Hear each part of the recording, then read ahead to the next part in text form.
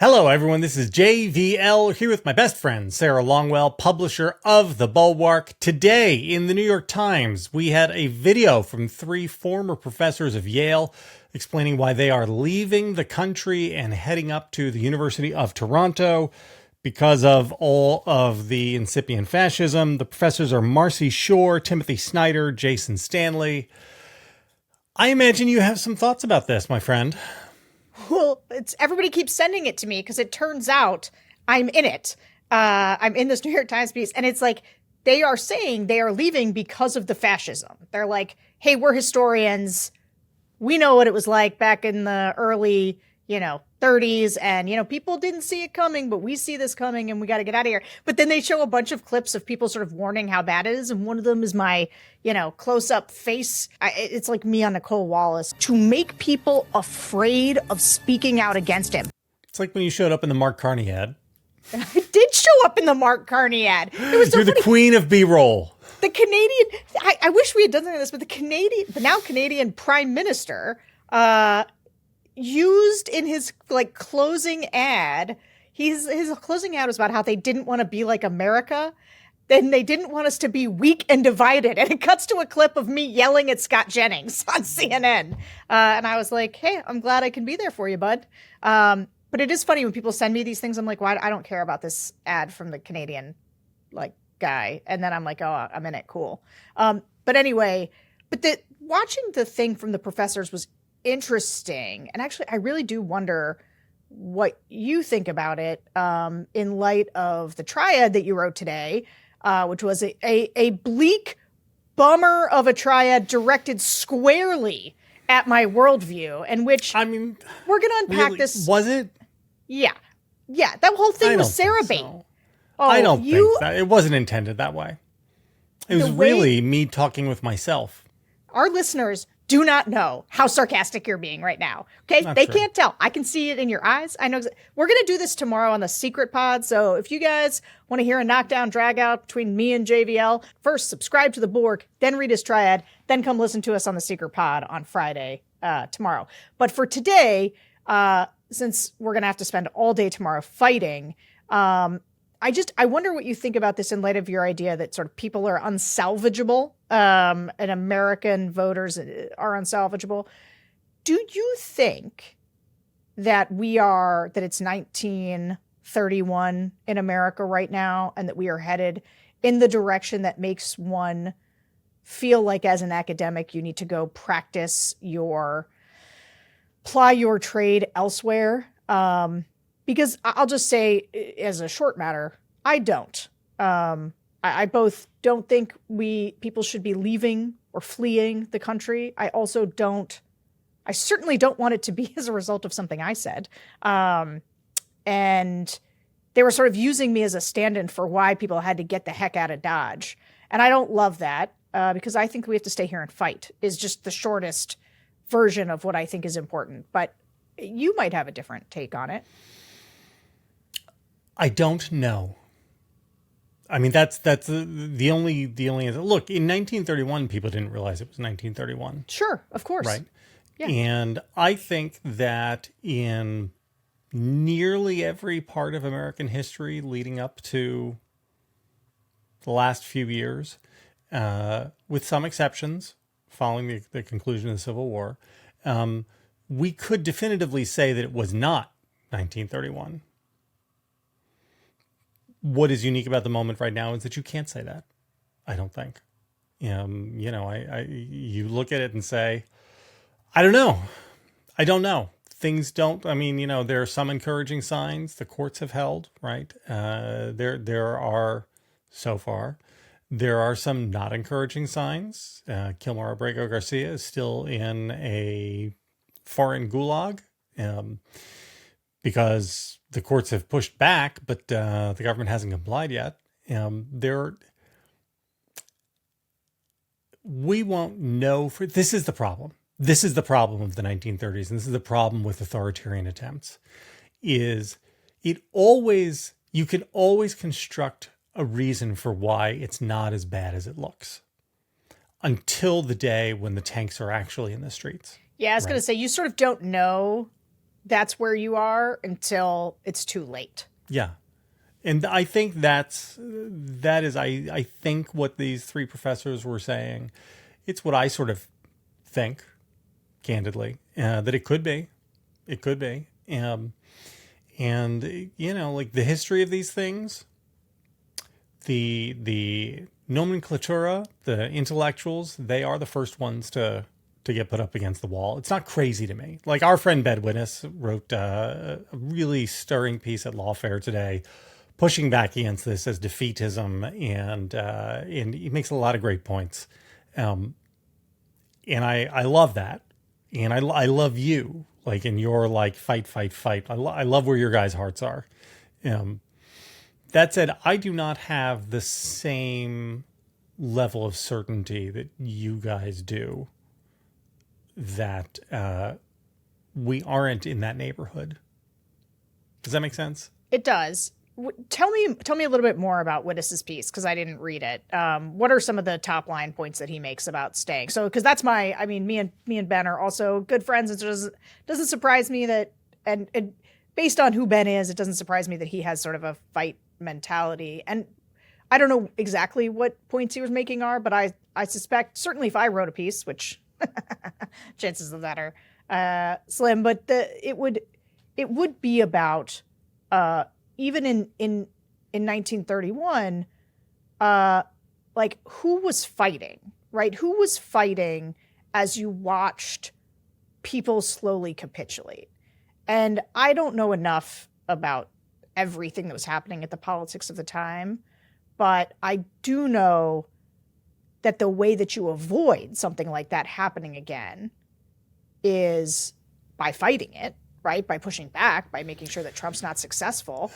So this is what Ben says. And what Ben says is that the moment we're in is absolutely dangerous, but that the dangers are different for different people. And that the people who are the most danger right now are people who are like driving to work in Georgia and, you know, have been in the country since they were 4 and went to college and have a job, but are going to get pulled over and arrested. Like that person is in a very great deal of danger.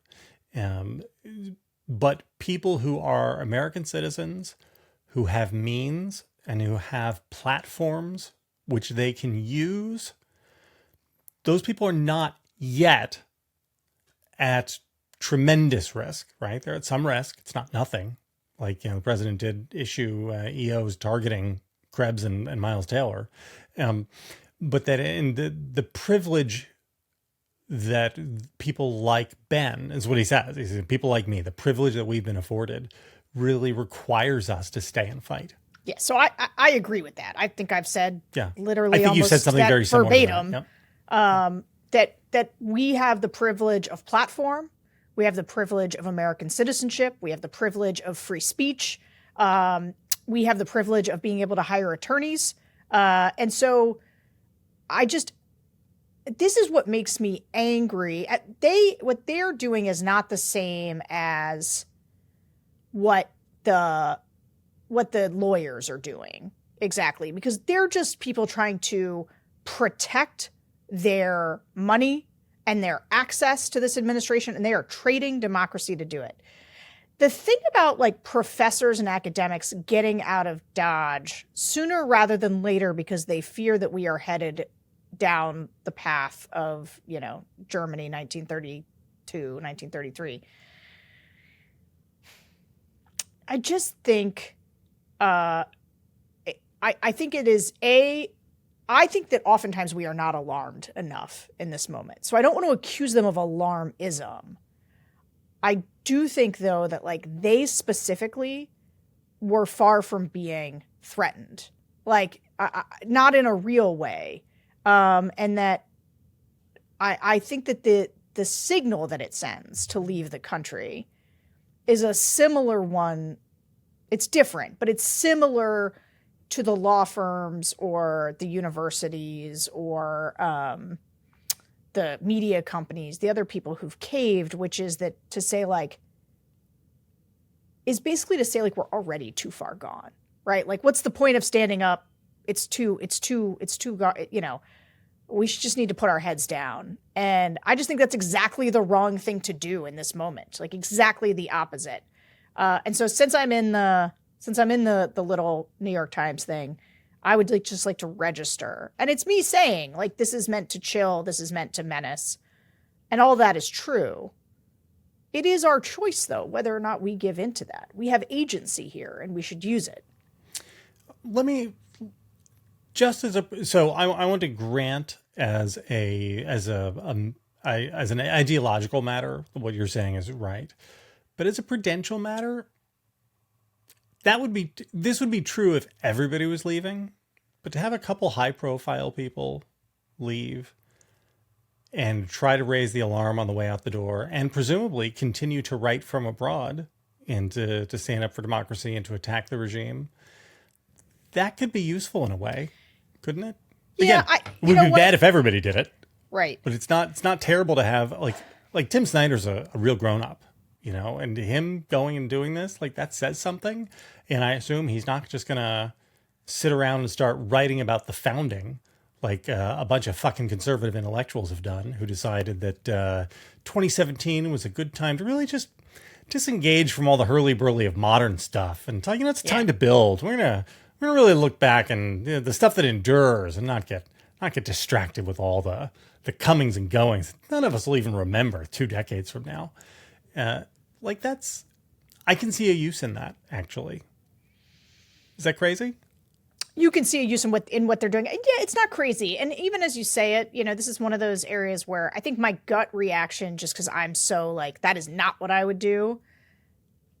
But I think you're right, and I'd have to think about it more to know how certain I feel about this. But I think you could be right that perhaps what they are doing is simply trying to say, like, everybody's being too complacent about what's happening, which is a sentiment I agree with. I just hate for people for their takeaway to be, so I need to get myself out of Dodge, as opposed to raise the alarm, I guess, inside the country, and also do. But I guess you're right. The internet's different now. It's not like they're walking. They can still raise alarms from a safer place, I guess. This has happened all through history, right? Dissidents will leave a country because it's not safe, but they don't disappear. Like, they keep writing, attacking the regime from abroad. And again, I think it matters that these three. I don't know Professor Shore or Stanley at all. I know Timothy. I mean, I don't know them personally, any of them at all, but I know Timothy Snyder's work fairly well. It is. I think it's a big deal that somebody of his stature would say, this is bad enough that I am going someplace else. And you guys should all be concerned about this. You should be, if you're seeing what I'm seeing, that should make an impression on you. I think that is useful for, I don't know, the resistance, for the people who still care about democracy. And it would be bad if everybody, if it was a run on the bank, if it was a jailbreak and everybody left, that would not be great. But this is, I think at the end of the day, it's okay. As I think it through, let me offer then, I guess, another part of my pushback, which is